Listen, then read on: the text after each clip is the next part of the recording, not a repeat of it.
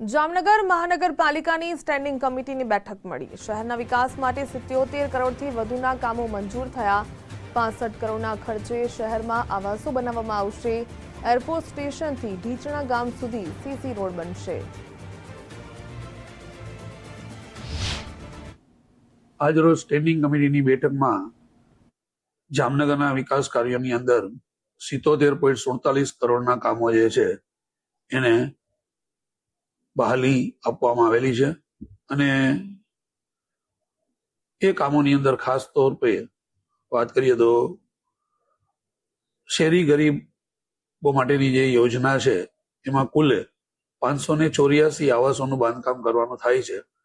હાલ પૂરતું એની અંદર 220 જેટલા આવાસો બાંધવાનું પ્રથમ ચરણનું કામ શરૂ કરવામાં આવનાર છે અને કુલ ખર્ચ 67.80 કરોડનો એના માટે મંજૂર કરવામાં આવેલો છે।